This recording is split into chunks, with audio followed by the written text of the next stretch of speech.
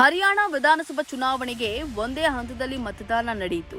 ಚುನಾವಣೋತ್ತರ ಸಮೀಕ್ಷೆಯು ಹೊರಬಿದ್ದಿದೆ. ಹರಿಯಾಣದಲ್ಲಿ ABP news ಚುನಾವಣೋತ್ತರ ಸಮೀಕ್ಷೆ ನಡೆಸಿದೆ. ಒಟ್ಟು 90 ಕ್ಷೇತ್ರಗಳಲ್ಲಿ ರಾಜ್ಯದ ಅಧಿಕಾರ ಯಾರ ಕೈ ಸೇರಲಿದೆ, ಅತ್ಯಧಿಕ ಮತ ಪಡೆದ ಪಕ್ಷ ಯಾವುದು ಎಂಬ ಮಾಹಿತಿ ಇಲ್ಲಿದೆ.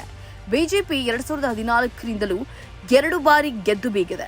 ಕಳೆದ ಬಾರಿ ಬಿಜೆಪಿ ಜೊತೆಗೆ ಮೈತ್ರಿ ಮಾಡಿಕೊಂಡು ಸರ್ಕಾರ ರಚನೆ ಮಾಡಿತ್ತು.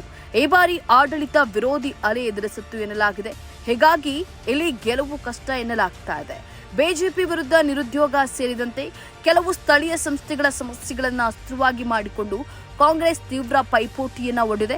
ಬಿಜೆಪಿ 18ರಿಂದ 24 ಸ್ಥಾನಗಳನ್ನು ಗೆಲ್ಲಲಿದೆ ಎಂದು ಎಕ್ಸಿಟ್ ಪೋಲ್ ಭವಿಷ್ಯ ನುಡಿದಿದೆ. ಕಾಂಗ್ರೆಸ್ 55ರಿಂದ 62 ಸ್ಥಾನಗಳೊಂದಿಗೆ ಪುನರಾವರ್ತನೆಯಾಗುವ ನಿರೀಕ್ಷೆ ಇದೆ. ಆದರೆ ಭಾರತೀಯ ರಾಷ್ಟ್ರೀಯ ಲೋಕದಳ 3ರಿಂದ 6 ಸ್ಥಾನಗಳಿಗೆ ಸೀಮಿತವಾಗುವ ಸಾಧ್ಯತೆ ಇದೆ. ಜನನಾಯಕ ಜನತಾ ಪಕ್ಷ ಸುಮಾರು 3 ಸ್ಥಾನಗಳನ್ನು ಪಡೆಯುವ ಸಾಧ್ಯತೆ ಇದೆ ಮತ್ತು ಇತರ ಪಕ್ಷಗಳು 2ರಿಂದ 5 ಸ್ಥಾನಗಳನ್ನು ಗೆಲ್ಲುವ ನಿರೀಕ್ಷೆ ಇದೆ. ಸಂಜೆ 5 ಗಂಟೆಯ ಹೊತ್ತಿಗೆ ಮತದಾನದ ಪ್ರಮಾಣವು 61ರಷ್ಟಿತ್ತು. ಇನ್ನು ಹರಿಯಾಣ ಮತಗಟ್ಟೆಯ ಸಮೀಕ್ಷೆಯನ್ನು ನೋಡೋದಾದ್ರೆ ಒಟ್ಟು ಸ್ಥಾನ 90, ಮ್ಯಾಜಿಕ್ ಸಂಖ್ಯೆ 46 ಆಗಿದೆ. ದೈನಿಕ್ ಭಾಸ್ಕರ್ ಮತಗಟ್ಟೆ ಸಮೀಕ್ಷೆ ಪ್ರಕಾರ ಕಾಂಗ್ರೆಸ್ 44ರಿಂದ 54 ಸ್ಥಾನಗಳನ್ನು ಗಳಿಸಲಿವೆ. ಇನ್ನು ಎನ್ಡಿಟಿವಿ ಪೀಪಲ್ಸ್ ಪಲ್ಸ್ ಚುನಾವಣೋತ್ತರ ಸಮೀಕ್ಷೆ ಕೂಡ ಕಾಂಗ್ರೆಸ್ ಅಧಿಕಾರಕ್ಕೆ ಬರೋದಾಗಿ ಅಂದಾಜಿಸಿದೆ. ಪೀಪಲ್ಸ್ ಪಲ್ಸ್ ಪ್ರಕಾರ ಕಾಂಗ್ರೆಸ್ಗೆ 49ರಿಂದ 61 ಸ್ಥಾನಗಳು ಸಿಗಲಿವೆ. ರಾಜ್ಯ ಚುನಾವಣಾ ಆಯೋಗವು ಅಕ್ಟೋಬರ್ 8ರಂದು ಹರಿಯಾಣ ವಿಧಾನಸಭಾ ಚುನಾವಣೆಯ ಅಧಿಕೃತ ಫಲಿತಾಂಶ ಪ್ರಕಟಗೊಳ್ಳಲಿದೆ.